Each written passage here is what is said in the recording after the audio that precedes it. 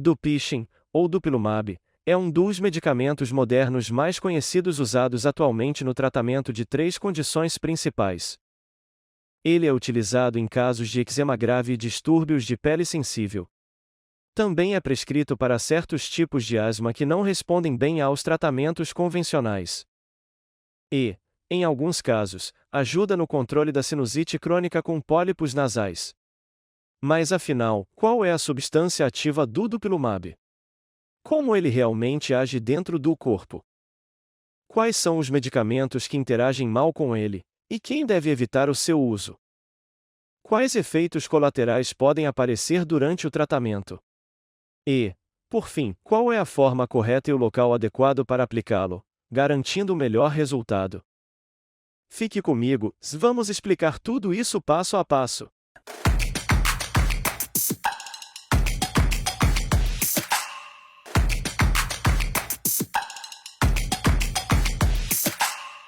A paz esteja com você.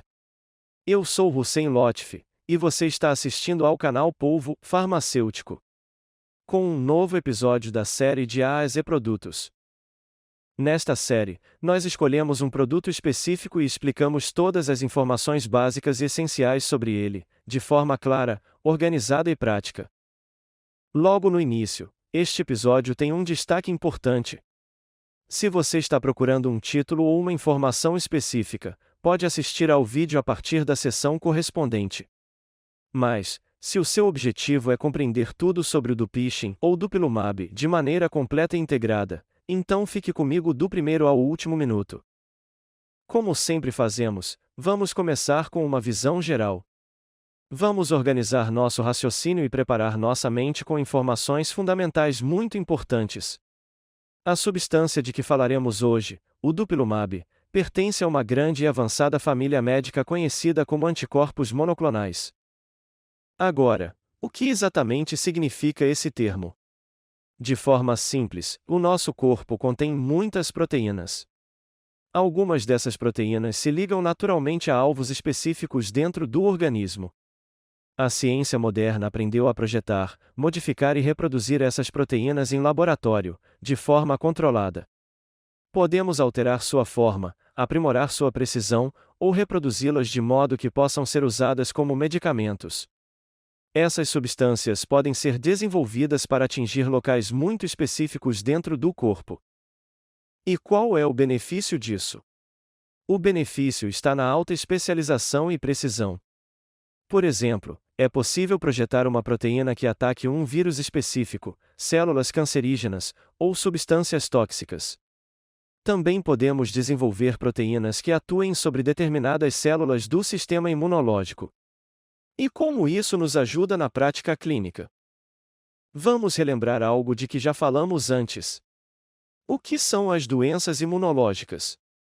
Uma doença imunológica ocorre quando o sistema imunológico, em vez de proteger o corpo contra bactérias, vírus e parasitas, passa a atacar o próprio organismo. Em outras palavras, ele se torna hiperativo e danoso, atacando tecidos e órgãos saudáveis. Essas condições são chamadas de doenças imunomediadas ou inflamatórias. É aqui que entram os anticorpos monoclonais. Podemos projetar proteínas que bloqueiam vias imunes específicas. Ao controlar ou interromper essas vias, conseguimos reduzir a hiperatividade imunológica e, consequentemente, os sintomas das doenças. Um ponto importante a considerar é que essa classe de medicamentos depende de tecnologia muito avançada. Por isso, os tratamentos com anticorpos monoclonais costumam ter custo elevado. Agora que já entendemos o conceito geral, vamos falar do medicamento específico de hoje, o Dupilumab. O Dupilumab atua interrompendo a comunicação entre duas moléculas sinalizadoras do sistema imunológico, chamadas citocinas. Essas duas citocinas são a interleucina 4 e a interleucina 13. Podemos imaginar esse processo como o corte de um cabo de sinal. Quando o sinal é interrompido, a comunicação entre as células imunes também cessa. Com isso, as células de defesa deixam de ativar umas às outras de maneira prejudicial. O sistema imunológico se torna menos agressivo, e os sintomas inflamatórios das doenças diminuem. Surge então uma pergunta muito importante. Em quais doenças a interleucina 4 e a interleucina 13 têm papel mais ativo? Observamos sua ação principalmente em três condições importantes. A primeira é a asma. A asma é uma doença inflamatória crônica que afeta as vias respiratórias dos pulmões. Nos casos graves, quando os tratamentos convencionais, como corticoides inalatórios e broncodilatadores, não são suficientes, o uso do dupilumab pode ser indicado. Ao cortar a comunicação entre as células imunológicas, sintomas como falta de ar, tosse crônica, chiado no peito, inchaço das vias respiratórias, alterações na voz e baixa oxigenação começam a melhorar. Isso acontece porque o medicamento atua na causa raiz da inflamação, e não apenas nos sintomas. A segunda condição tratada com dupilumab é a dermatite atópica, também conhecida como eczema. Já falamos sobre o eczema antes. O que dissemos? Que o eczema geralmente se inicia quando a pele entra em contato com uma substância estranha. Essa reação costuma ser tardia, não imediata. O sistema imunológico passa a reconhecer essa substância como nociva, ativa suas células de defesa e libera citocinas por um longo período. Esses sinais imunológicos atacam o agente estranho, mas, ao mesmo tempo, acabam danificando o tecido da própria pele. Como resultado, surgem vermelhidão, coceira, erupções e, às vezes, alterações na cor da pele. A pele pode se tornar mais clara ou mais escura que o normal, pois a inflamação afeta os melanócitos, as células responsáveis pela pigmentação. Com o tempo, a secura persistente pode causar rachaduras, dor e maior risco de infecções. Como a causa principal é uma inflamação imunomediada conduzida por citocinas, bloquear a comunicação entre elas melhora muito o quadro. E é exatamente isso que o dupilumab faz, bloqueando a interleucina 4 e a interleucina 13. A terceira aplicação importante do dupilumab é na rinocinusite crônica com pólipos nasais. Nessa condição, as células imunológicas se acumulam nos tecidos do nariz e dos seios da face, causando inflamação crônica, inchaço e formação de pólipos. Isso leva a obstrução nasal, dificuldade de respirar pelo nariz, perda do olfato e secreções espessas. Essas secreções podem escorrer pela garganta, irritar a mucosa ou até chegar aos pulmões, provocando tosse crônica. Todos esses sintomas são resultado do processo inflamatório imunológico. Quando interrompemos essa comunicação com o uso de um anticorpo monoclonal como o dupilumab, a inflamação diminui, o inchaço melhora e os sintomas ficam muito mais controlados. Agora, vale ressaltar um ponto clínico fundamental. Os medicamentos à base de anticorpos monoclonais não são tratamentos de primeira linha. Ou seja, não são a primeira escolha utilizada. Os médicos seguem um protocolo gradual, e os tratamentos convencionais são sempre tentados primeiro. Somente quando essas opções falham, o especialista considera o uso de terapias avançadas, como o dupilumab.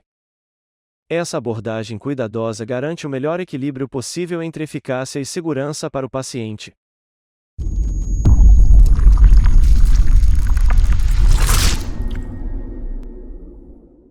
O segundo tema de hoje é sobre a dosagem correta. Quando o médico prescreve o medicamento da forma adequada, precisamos entender quais são as doses certas e como elas devem ser utilizadas. Vamos explicar passo a passo e revisar cada dose com atenção. Antes de falarmos sobre os usos clínicos, é importante lembrar que este medicamento está disponível no mercado em duas concentrações fixas: 200 mg e 300 mg. Agora, vamos analisar as dosagens conforme cada indicação aprovada. O primeiro uso é no tratamento do eczema, também conhecido como dermatite atópica. Há ainda uma condição relacionada chamada prurigo nodular, que se assemelha ao eczema, mas costuma ser mais grave e crônica. Em adultos, o tratamento geralmente começa com uma dose de ataque, o que significa aplicar 2 injeções de 300 mg ao mesmo tempo. Depois disso, o paciente recebe uma injeção de 300 mg a cada 2 semanas. Se o paciente for criança ou adolescente entre 6 e 17 anos, a dose é menor. No início, são aplicadas 2 injeções de 200 mg. E, em seguida, uma injeção de 200 mg a cada 2 semanas, de acordo com o peso corporal e a avaliação médica. O segundo uso é no tratamento da asma. Nesse caso, tanto adultos quanto adolescentes costumam seguir o mesmo esquema de dosagem. O tratamento começa com 2 injeções de 300 mg como dose inicial. E depois continua com uma injeção de 300 mg a cada 2 semanas. Essa dosagem ajuda a reduzir a inflamação das vias respiratórias e melhorar o controle da respiração. O terceiro uso é para a rinocinusite crônica com pólipos nasais. Aqui, o esquema é mais simples, e inicia-se diretamente com uma injeção de 300 mg. A dose é então repetida a cada 2 semanas, também com 300 mg por aplicação. Para essa indicação, não há necessidade de dose dupla inicial. Agora, um quarto uso muito importante, que requer atenção especial, é a esofagite eosinofílica, ou EEO. Trata-se de uma doença imunomediada do esôfago, e não do nariz. O sistema imunológico ataca as paredes do esôfago, causando inflamação. Os pacientes podem apresentar dificuldade para engolir, alimentos presos na garganta, desconforto torácico, náusea, falta de apetite, em alguns casos, perda de peso devido à ingestão reduzida de alimentos.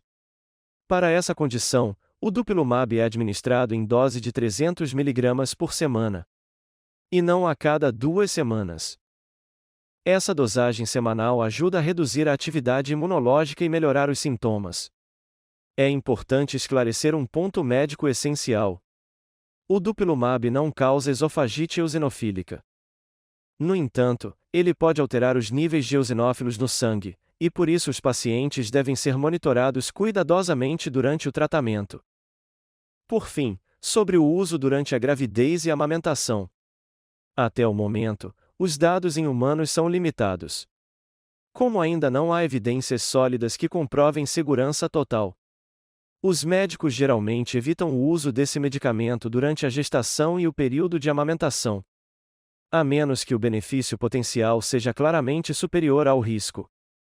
Essa decisão deve sempre ser tomada por um especialista, avaliando cada caso individualmente.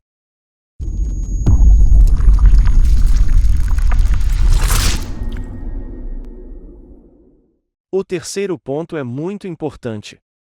Ele trata dos efeitos colaterais do uso do Dupilumab e também dos sintomas de alerta perigosos, conhecidos como sinais de bandeira vermelha. Se algum desses sinais aparecer, o paciente deve interromper o tratamento imediatamente e procurar o médico ou o hospital sem demora. Primeiro, vamos falar dos efeitos colaterais esperados e comuns. Para cada um deles, é essencial saber como manejá-los com segurança em casa. O primeiro efeito colateral está relacionado ao local da injeção. Após a aplicação, o paciente pode notar dor, calor, inchaço ou leve vermelhidão no ponto da injeção. Todos esses sintomas são comuns, e na maioria das vezes, normais. Como lidar com isso? Em primeiro lugar, devemos alternar o local da aplicação a cada injeção, nunca aplicar repetidamente no mesmo ponto. 2. Após a injeção, compressas frias ajudam a reduzir a dor e o inchaço. 3. É proibido esfregar, massagear ou coçar a pele com força no local da aplicação. 4. Se necessário, analgésicos simples, como paracetamol ou ibuprofeno, podem ser utilizados, desde que não haja contraindicação médica. O segundo efeito colateral é a conjuntivite, ou inflamação ocular. O que acontece nesse caso? O paciente pode sentir vermelhidão, coceira, ardência ou lacrimejamento nos olhos. Como agir? Podem ser usadas gotas lubrificantes, como lágrimas artificiais ou colírios com ácido hialurônico. Se o médico indicar, antialérgicos orais também podem ajudar. O paciente deve evitar luz forte, poeira, fumaça, correntes de ar e uso prolongado de telas eletrônicas. Caso esses sintomas persistam ou piorem, o oftalmologista pode prescrever colírios medicados, às vezes com corticoide leve, sempre com supervisão médica rigorosa. O terceiro possível efeito colateral é o aparecimento de infecção por herpes simples. Ela geralmente se manifesta como pequenas bolhas doloridas nos lábios, conhecidas como herpes labial. Se isso ocorrer, pode-se aplicar pomada de aciclovir, geralmente a cada 5 horas, por cerca de 3 dias, ou conforme a orientação médica. O quarto efeito colateral envolve desconfortos digestivos leves, como prisão de ventre. O que fazer nesse caso? O paciente deve dormir bem, ingerir bastante água e evitar desidratação. Não é recomendável ficar longos períodos em jejum nem exagerar em esforço físico. Se houver necessidade, pode-se usar analgésicos simples, como o paracetamol. A maioria desses efeitos é leve, surge 1 ou 2 dias após a aplicação e desaparece sozinha. Agora, passemos aos sinais perigosos, as bandeiras vermelhas. Se o paciente apresentar qualquer um dos seguintes sintomas, deve procurar atendimento médico de urgência. A primeira bandeira vermelha é uma reação alérgica grave, conhecida como anafilaxia. Ela pode começar com angioedema, que é o inchaço intenso dos lábios, ao redor dos olhos, do rosto ou das orelhas. O paciente pode sentir dificuldade para respirar, aperto no peito ou uma queda súbita da pressão arterial. Esse quadro é uma emergência médica, e a pessoa deve ser levada imediatamente ao hospital. A segunda bandeira vermelha é qualquer sinal de infecção grave. Todos os medicamentos baseados em anticorpos monoclonais, incluindo o dupilumab, modificam o sistema imunológico. Isso ajuda a controlar doenças inflamatórias, mas também aumenta o risco de infecções. Os sinais de alerta incluem febre, tosse persistente, falta de ar, fraqueza corporal ou sintomas respiratórios acompanhados de febre. Se qualquer um desses sinais ocorrer, o paciente deve suspender o medicamento e buscar atendimento imediatamente. A terceira bandeira vermelha envolve sintomas digestivos graves. Em casos raros, a atividade imune pode afetar o esôfago ou o trato digestivo. Isso pode causar dor intensa no peito, vômitos persistentes, fortes dores abdominais, ou dores agudas e cortantes, descritas como a enfacada. Esses sintomas são potencialmente perigosos e exigem avaliação hospitalar imediata. Reconhecer esses efeitos adversos precocemente e saber quando agir é fundamental para o uso seguro e eficaz do dupilumab.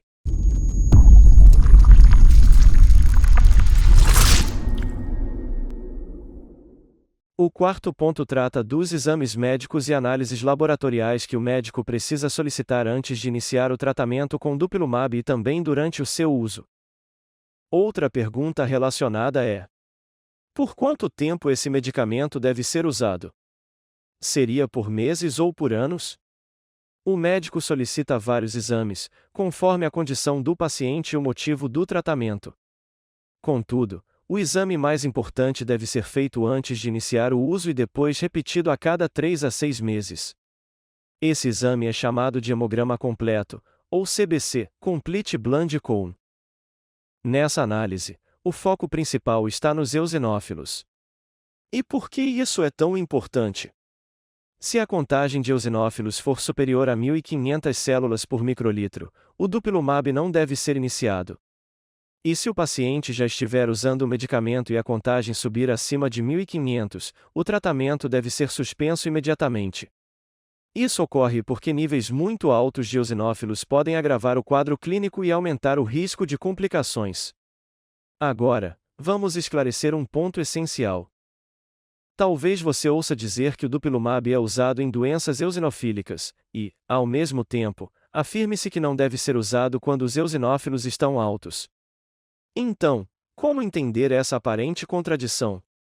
O uso do dupilumab em doenças eosinofílicas é considerado uma terapia de última linha. Ele só deve ser indicado quando todos os tratamentos convencionais falharam e apenas se a contagem de eosinófilos estiver abaixo de 1.500. A segunda condição essencial é o monitoramento contínuo. O exame de eosinófilos deve ser repetido a cada 3 a 6 meses. Enquanto a contagem permanecer abaixo de 1.500, o tratamento pode continuar com segurança, o que traz tranquilidade ao médico e ao paciente. Mas, se em qualquer momento a contagem ultrapassar esse limite, o medicamento deve ser interrompido e não reiniciado. Por fim, o último ponto desta seção diz respeito à duração segura do uso do dupilumab. Não existe um tempo de tratamento fixo para este medicamento. A duração depende do julgamento clínico do médico, da resposta do paciente, da ausência ou presença de efeitos adversos e dos resultados laboratoriais. Enquanto todos esses fatores estiverem estáveis e dentro do aceitável, o paciente pode continuar o tratamento com segurança e confiança. Mas, se surgir qualquer alteração laboratorial anormal ou efeito colateral grave, o medicamento deve ser suspenso imediatamente.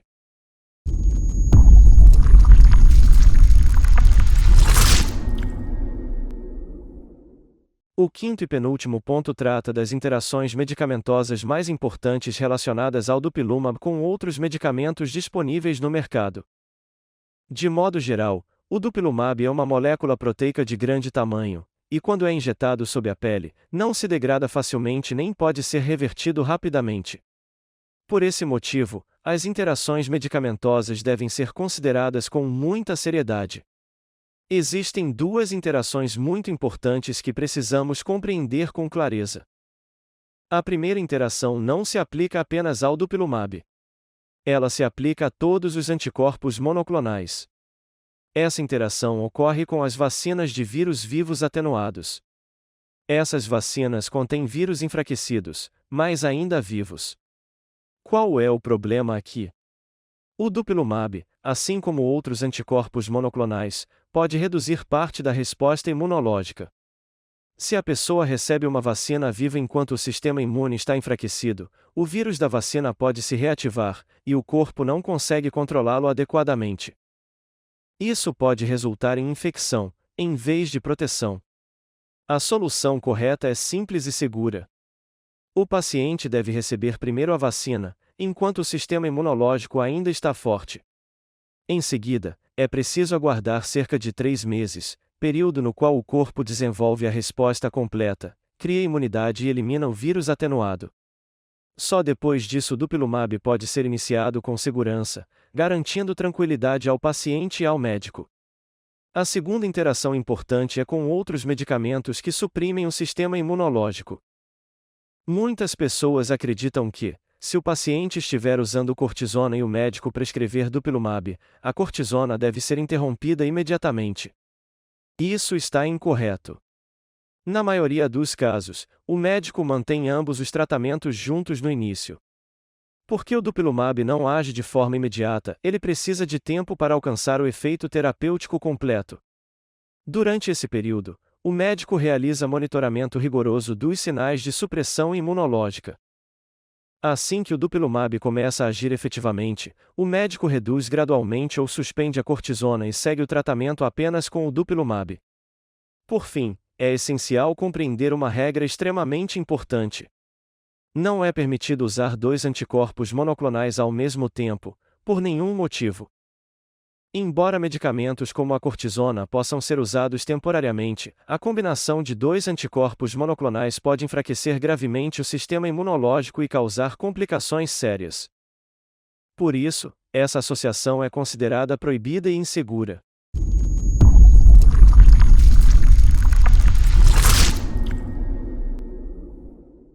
O sexto e último tema é sobre onde as injeções de cortisona devem ser aplicadas e qual é a forma correta e segura de utilizá-las. Os locais recomendados para a aplicação da cortisona são na região abdominal. Especificamente, a injeção deve ser administrada longe da região umbilical, mantendo uma distância de aproximadamente 2 a 5 centímetros. Como já mencionamos antes, é muito importante alternar o local da aplicação a cada vez. A injeção pode ser feita na parte superior ou inferior do abdômen, desde que a pele esteja limpa, saudável e adequada. O método é simples e fácil de seguir. Primeiro, lave bem as mãos com água e sabão. Segundo, limpe o local da aplicação com um lenço de álcool médico. Em seguida, segure suavemente a pele e faça uma pequena prega. Insira a agulha e pressione o botão de injeção lentamente de forma contínua. Após o término, espere alguns segundos antes de retirar a agulha. Não retire imediatamente. Depois, puxe a agulha devagar e com cuidado. Coloque um pequeno curativo adesivo sobre o local, sem esfregar ou pressionar a área. É fundamental não aplicar cortisona em regiões com manchas, rugas, cicatrizes, hematomas, bolhas ou irritações na pele. Com isso, chegamos ao final da nossa explicação de hoje sobre o Dupilumab e seu uso correto. Espero ter trazido informações novas, claras e úteis para você. E, por fim, se você gostou do conteúdo deste vídeo e do canal, curta, inscreva-se e compartilhe. Não se esqueça de apoiar o canal no Patreon, PayPal e YouTube. Até breve. Tchau.